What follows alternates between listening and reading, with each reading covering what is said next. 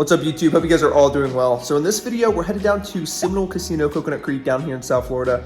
Not gonna lie, I actually played this session like 2 weeks ago. I just forgot to film an intro, so hopefully this suffices. And yeah, trying to remember like some hands that I played, but you guys will see them in a little bit, so no need to spoil. Hope you guys enjoy this one. If you haven't already, it'd mean the world if you guys hit the thumbs up and subscribe, and I'll see you guys down there at the felt. Let's go. Before we get into the hands, I want to thank Rad Poker for sponsoring this video. They just dropped a new game within their app called Puzzle Rush. I'm not gonna lie to you guys, I've been playing this for a good bit, and Puzzle Rush is a lot of fun. Basically, you're given a board, whether it's 3 cards, 4 cards, or 5 cards, and you try to pick the best possible hand. I'm not gonna lie to you guys, it's pretty tricky, but as you guys can see here, this one stumbled me a little bit. So you think the nuts is quad 7s, but no, it is 8-9 suited for the straight flush.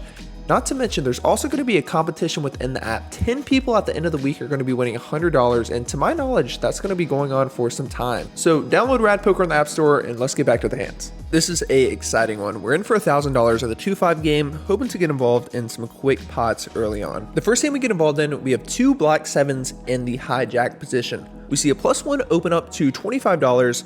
I decided to make the call, pretty standard, and then we see 3 calls behind me. So we're gonna be going 5 ways to a flop. So there's not gonna be too many flops I'm gonna like besides a 7 going 5 ways, but 3, 4, 5, all clubs is about as good as it can get without flopping a set. It checks over to the +1 player, and he continues to bet, but for a pretty small sizing, he bets $35. I think multi-way, I'm not going to get many overpairs to fold with a club. I could raise, but I don't know. I think that's a bit ambitious. I just make the call, and we see the cutoff player make the call as well. So now we're going 3 ways to a turn. The turn is an offsuit 4, and now the +1 player checks. Okay, now we're sitting here with an overpair, and making this 4 on the board, it's less likely that they have sets. So I'm feeling pretty confident about my hand. I throw out $125. To my surprise, the cutoff decides to make the call, and now the +1 player decides to make the call as well. I think the cutoff player could have a lot of draws themselves, but I think the +1 player most likely has an overpair here, and he's just trying to pot control. So now I'm planning on checking back most rivers that don't give me a straight flush. The river rolls off, and it is a ace of spades. The +1 player checks it over to me. Obviously not the best card in the world. If someone had the ace of clubs, they now river top pair, and I really just don't imagine them folding. So I just decide to check it and get the showdown, and the cutoff player checks as well. The +1 player shows ace queen of clubs. Wow. The cutoff player shows 6-4 of diamonds, so on the turn we were actually in the worst shape imaginable, but somehow we lost the absolute minimum I would imagine on a run out like this. Nice hand. We lose a few smaller pots, so now we're stuck 400, so I add on for $400 to get started on with this next one. We have king 7 of diamonds on the button, and we see a cutoff open to $15. I think this is a pretty easy raise. I make it $50, and she is the only caller, so we're going to be going heads up to a flop. The flop is very good. The flop comes 7-10 jack with 2 diamonds, so we go ahead and flop ourselves a pair and a flush draw. She goes ahead and checks it over to me. I put in a smaller C bet of $35, but I actually don't hate a check back on this board, just having a lot of equity and some showdown. So when I put in 35, she raises it up to 80. Obviously not folding. If she has 2 pair, a set, or some combo draw, I just don't imagine her folding. So I just decide to make the call, and we're up to see a turn, which improves us right away. It is a 3 of diamonds. We love to see it. Luckily for us, she is not done betting. She now throws out $175. At this point, I think it is maybe very likely that she has a lower flush or maybe a set. By her showing a lot of strength and by us having the second nuts, I think a raise here is in order. I make it $375. Luckily for us, she doesn't think for too long and does make the call. So I think we can eliminate the nuts out of her range because she only has around 450 behind. I'm planning on jamming any clean river. So the river comes, and it is a offsuit 5, basically the best card imaginable. So she checks over to me. Once again, I glance over to her stack. She has around $500 behind. Pretty easy decision.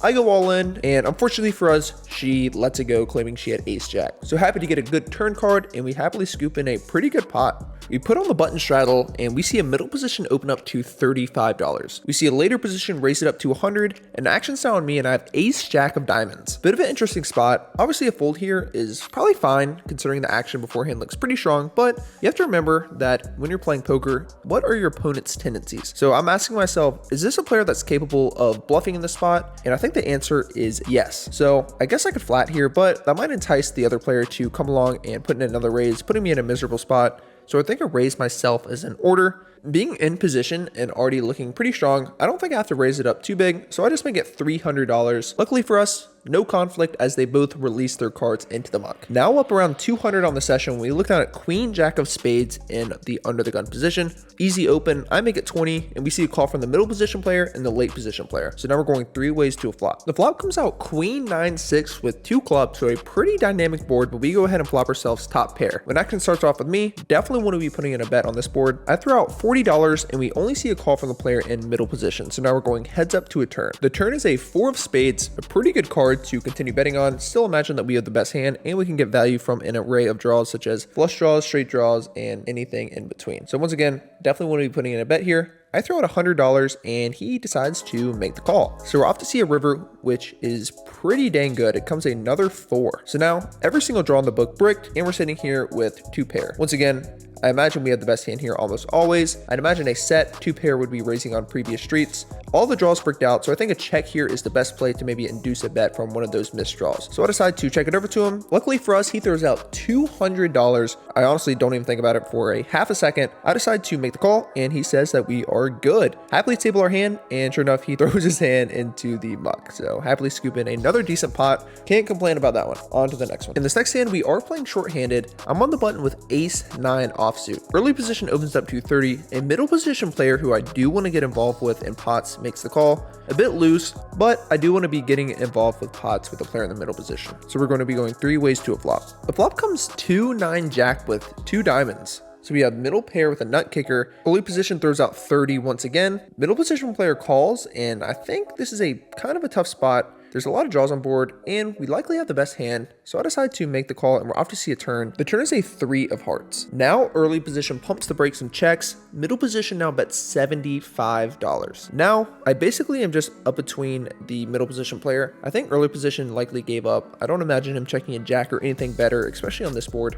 So now I have to think, is this player capable of bluffing? And the answer is 100% yes. So I'm going to make the call here, planning on bluff catching a lot of rivers, and sure enough, early position folds. So we're going heads up to a river, which is a absolute dud. It is a 4 of clubs. Once again, he decides to bet $150. As mentioned, in a run out like this, why would he be betting so big with the jack? What is he trying to target? He'd be raising all sets on the flop, all 2 pairs on the flop. So once again, I think this is a pretty easy call, especially with this player. I toss in the chip and he says he missed. So we are absolutely just owning people's souls in this session, bluff catching almost every other hand. Let's go. Now up a good bit on the session, we have the button straddle on and we look down at 2 aces. Not gonna lie to you guys, I don't remember the exact pre-flop action, but it went something like this. Early position opens up to 30 or 35. Almost the whole table calls and I squeeze to 225 and they all fold. We're under the gun and we have the straddle on. We look down at 2 deuces. We see an early position open to 40, middle position call, and I decide to obviously make the call. These are the same 2 players I got involved with last hand, and I definitely want to get involved in pots with the middle position player.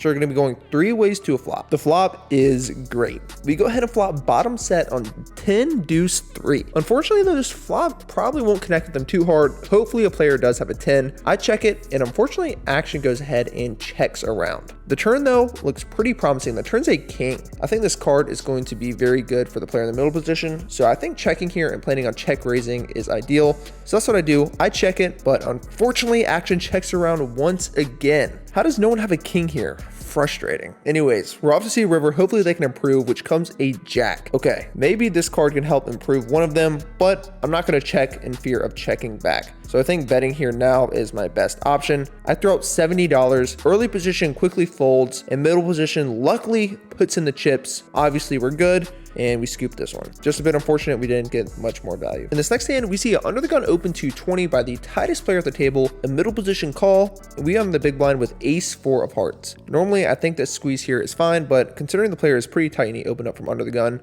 I think a call here is best. So that's what I do. I toss in the call and we're off to see a flop. The flop comes out 4-3 king with 1 heart. So we flop middle pair, a backdoor straight draw, and a backdoor flush draw. All things considered, not the worst board in the world. I check it, early position checks, and middle position now bets 20. A bit of a small bet, but with all my backdoors and we're all pretty deep, I think a call here is fine. I make the call, and now under the gun decides to make the call as well. So wasn't really expecting that, but we're off to see a turn, which now comes another heart. Okay, that's a pretty good card. When action starts with me, considering he only bet 20 on the flop, I don't expect him to be too too strong, so I think leading on this card is actually fine. Not expecting a king to fold, but I really don't expect to get raised on this card all that often considering how small the bet was on the flop. So I throw out $40, the early position player folds, and now middle position thinks for a while and does decide to make the call. Truthfully, the timing of how long he thought made me think that he was pretty weak, and once again the fact that he didn't raise such a small sizing makes me think he might be either on a draw himself or just has some weak middling pair. So we're off to see a river, praying that we can improve, which is amazing. The river comes to 5 of hearts, giving us the nut flush. Okay, now we don't have to semi bluff anymore, we can actually bet big for value. Even though I don't think he's that strong, hopefully I'm wrong. Normally when I back myself into a hand that is very disguised and very strong, I think betting big is just normally the good play. So this time I decided to do exactly that. I bet $250 and he hems and haws for around 20 seconds and does decide to make the call. We tail our hand and I was extremely shocked to see what he showed. He showed ace deuce offsuit. So wow, that was literally the best river in the deck. He flopped a gutter, called a small bet on the turn, and then the river gave me the nut flush while it gave him the straight. So can't complain, and that is definitely considered running good. This next hand is a bit interesting. We see a middle position open up to 25. We see 2 calls, and now I'm on the big blind with ace queen offsuit. This is a spot that I'll be raising literally 98% of the time or so. But this time, just the way that I've been playing, I've been fairly active, and I don't think a squeeze is going to get through all that often. I just decided to make the call, and we're going to be going 4 ways to a flop. The flop is pretty good. The flop comes out ace 9-10 with 2 hearts. Okay, a very wet board, but we do have top pair and a really good kicker. I check it over to the early position player, and now he decides to check it. The player in middle position now bets 40. Late position decides to call the 40, and now action is on me. As I underrep my hand pre-flop, and with all the draws on board, I expect myself to have the best hand here a lot of the time. And even if I don't, the player in middle position only has 300 going to this flop, so if I get it in against him and I'm behind, that's just simply not that big of a deal.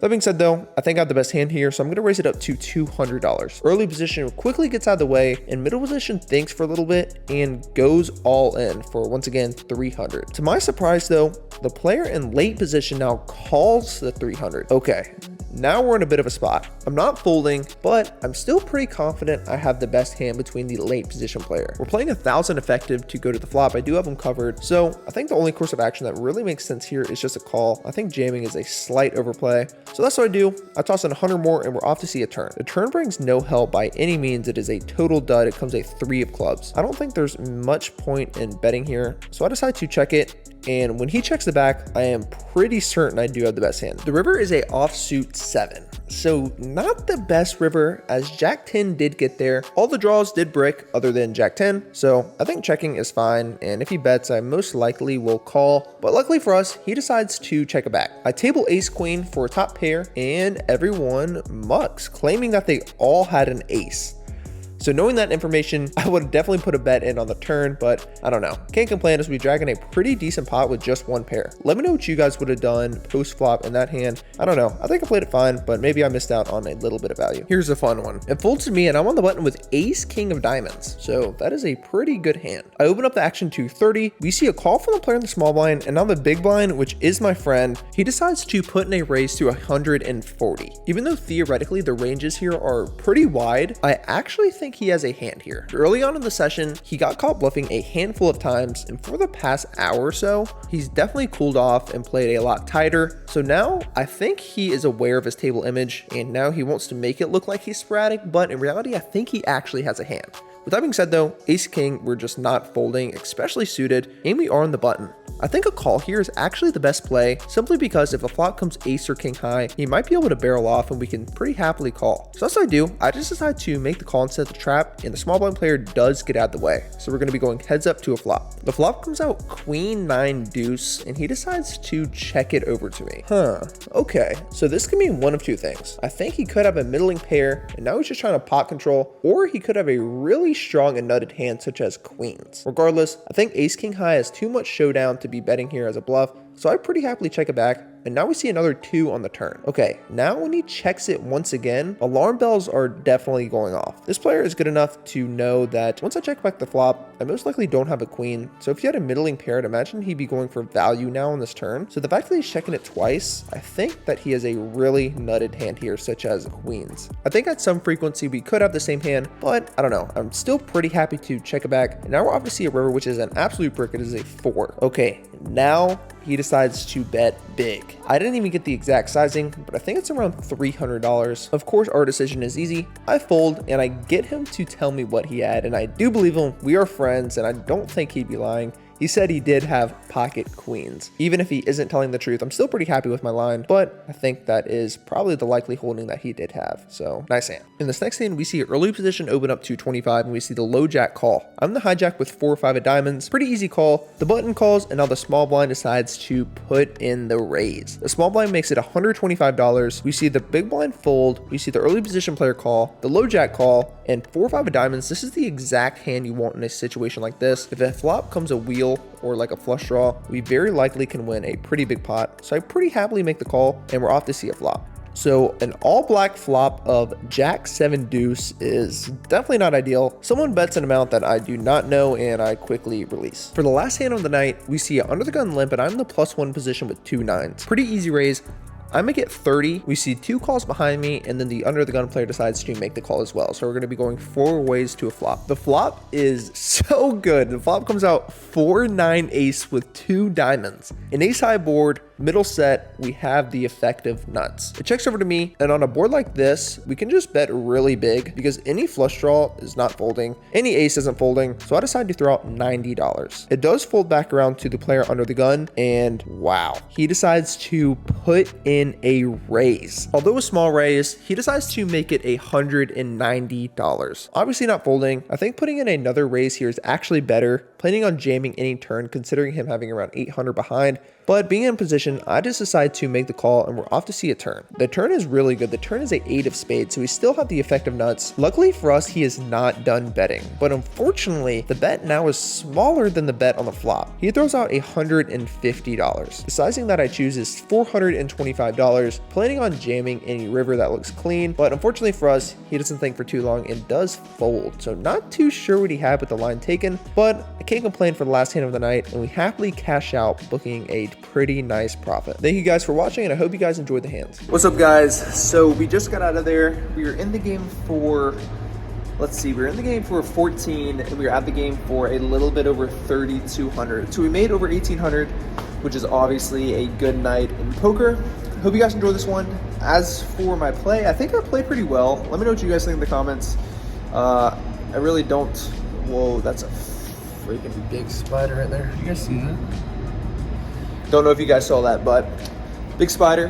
Gonna get in the car here shortly, but yeah, hope you guys enjoyed this one. Feel like we played well, and what can you ask for? Just one of those nights where people were just handing it out to us on a platter when we had really good hands. Hope you guys enjoyed this one. If you haven't already, please hit the thumbs up and subscribe if you want to, and I'll see you guys down. Dude, what am I talking? I'm so tired. I'll see you guys later. Peace.